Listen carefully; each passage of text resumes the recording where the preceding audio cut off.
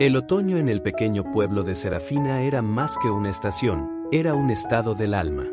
Las hojas de arce, en tonos de fuego y oro, danzaban en remolinos perezosos antes de acomodarse en el suelo de las calles tranquilas.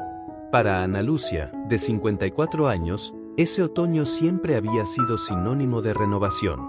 Era la época de abrir las ventanas de la vieja casa de madera, dejar que el aire fresco barrieran los rezagos del verano y preparar los dulces de membrillo que su abuela le había enseñado a hacer.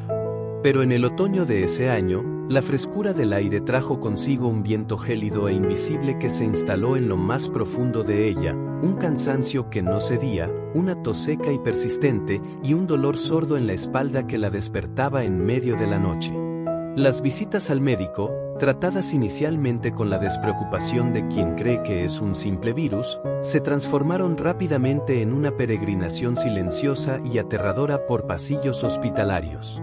Los análisis de sangre, las radiografías y finalmente, la tomografía. Ana recordaba el consultorio del doctor Evandro, un hombre de cabello entrecano y ojos cansados que cargaba el peso de miles de diagnósticos en sus hombros. La luz de la tarde entraba por la ventana, iluminando motas de polvo danzantes, cuando él dijo, con una voz suave pero increíblemente pesada, Ana, es cáncer. Carcinoma de células renales. Y ya se ha diseminado. Hay metástasis en sus pulmones y en su columna. El mundo de Ana, una vez firmemente cimentado en los olores de la cocina, la risa de sus dos hijos adultos y el abrazo sereno de su marido, Carlos, se derrumbó en silencio. Las palabras del médico resonaron como una campana fúnebre en el vacío. Etapa 4 no era un término médico, era una sentencia. Era el sonido de todas las puertas cerrándose a la vez. El plan de tratamiento fue agresivo, como era necesario. Cirugía para extirpar el riñón afectado, seguida de ciclos de inmunoterapia. Ana, una mujer que encontraba a Dios en los detalles simples, en el canto de los pájaros, en el crecimiento de las flores de su jardín, se vio sumergida en un universo de tubos, productos químicos, luces fluorescentes y un vocabulario clínico que parecía diseñado para deshumanizarla. Ya no era Ana, la dulcera, la esposa, la madre, era la paciente de la cama 304, carcinoma renal metastásico. Los meses que siguieron fueron una pesadilla de efectos secundarios. La inmunoterapia, que debía activar su propio sistema inmunológico contra el invasor, hizo que su cuerpo se volviera contra sí mismo. Erupciones cutáneas que picaban como fuego, dolores articulares que la inmovilizaban, una fatiga tan profunda que hasta pestañear era un esfuerzo titánico. Veía el sufrimiento grabado en los ojos de Carlos, que sostenía su mano con una fuerza que parecía querer transferirle su propia vida. Veía el miedo en los ojos de sus hijos, que intentaban disfrazarlo con un optimismo forzado que dolía más que la verdad.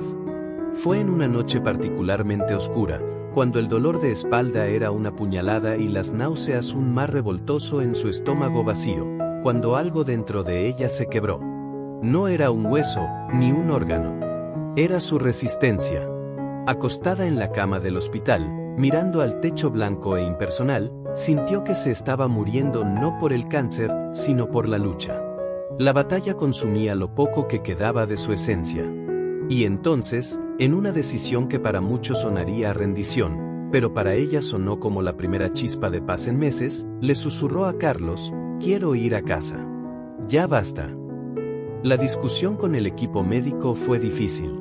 El doctor Evandro fue respetuoso pero franco. Sin el tratamiento, el pronóstico es, bueno, usted lo sabe, Ana. Son semanas, quizás 1 o 2 meses. Ana simplemente asintió. Lo sabía, pero prefería 2 semanas de paz, en su hogar, rodeada del amor de su familia y los aromas de su jardín, que 2 meses de tortura en una cama de hospital.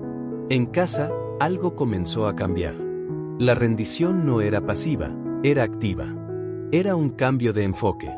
Dejó de luchar contra el cáncer y comenzó a abrazar la vida, por poca que le quedara. Pasaba las mañanas en el jardín, sentada en una mecedora, sintiendo el sol en su rostro pálido. Carlos le leía.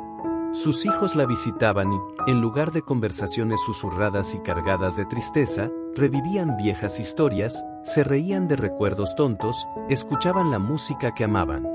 Ana, que siempre había sido espiritual pero no dogmática, comenzó a meditar. No como una técnica, sino como una simple apertura. Sentía gratitud por el aire que entraba en sus pulmones, aunque le doliera. Por la mano de Carlos en la suya. Por el sabor de una cucharada de sopa casera. Perdonó viejos rencores, llamó a personas con las que había perdido el contacto solo para decirles te quiero. No estaba pidiendo que la curaran, simplemente se estaba reconectando con la belleza de haber vivido. Era un proceso de entrega total, de desapego del resultado, de paz profunda en el corazón de la tormenta. Las semanas previstas por el médico pasaron. 1 mes. 2. Para asombro de todos, incluida ella misma, Ana no solo no había muerto, sino que parecía mejor. El color volvía a su rostro. La tos seca había desaparecido. Podía dar pequeños paseos por el jardín sin necesidad de apoyarse en Carlos. El dolor de espalda, que antes era un compañero constante, se había convertido en un recuerdo lejano. Carlos, esperanzado pero cauteloso, insistió en una cita de control. Solo para saber, mi amor, dijo. Ana dudó. Temía que un examen pudiera romper la frágil burbuja de paz en la que vivían. Pero finalmente cedió. El regreso al hospital fue surrealista. Los enfermeros que la reconocían la saludaban con una estupefacción mal disimulada.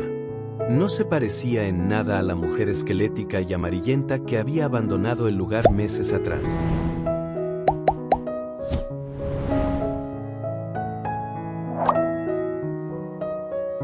La nueva tomografía fue programada. Ana se acostó en la mesa del aparato, con el corazón latiendo con fuerza, no por miedo a la muerte, sino por miedo a tener que volver a esa guerra. Cerró los ojos, como había hecho todos los días en casa, simplemente respiró, se entregó. Horas después, ella y Carlos estaban de nuevo en el consultorio del doctor Evandro. El médico estaba frente al negatoscopio, sus imágenes en blanco y negro proyectadas en la pared. Pero su rostro era una máscara de confusión absoluta. Miraba las imágenes, luego a Ana, luego las imágenes otra vez. Yo, no sé qué decir, comenzó, con la voz temblorosa, rompiendo el protocolo profesional. Estoy mirando los exámenes antiguos y los de hoy. Ana, los nódulos en sus pulmones han desaparecido. Las lesiones en su columna vertebral ya no están. El tejido de su riñón restante es perfectamente normal. No hay señal de enfermedad activa. Un silencio pesado y denso llenó la sala. Carlos apretó la mano de Ana hasta doler. ¿Qué significa esto, doctor?, preguntó Carlos, con un hilo de voz. El doctor Evandro finalmente desvió su mirada de las imágenes y la fijó en Ana, con una expresión de reverencia y profunda humildad. Eso, Carlos, es lo que llamamos remisión espontánea. En términos sencillos, es un milagro. Su cáncer ha desaparecido. Completamente. Sin tratamiento. Las lágrimas que brotaron entonces no fueron de alegría explosiva, sino de un alivio tan profundo y vasto que era casi silencioso.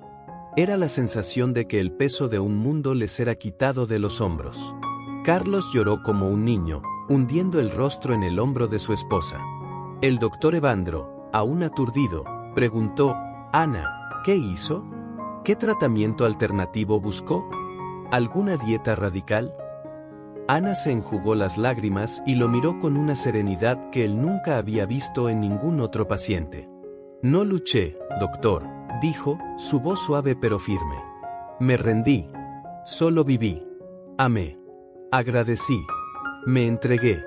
Tal vez mi cuerpo solo estaba esperando a que mi alma dejara de gritar de miedo para poder recordar cómo curarse a sí mismo. La noticia se extendió por Serafina como un cuento de hadas moderno. El milagro de Ana. Ella no se convirtió en una gurú, ni intentó vender un método.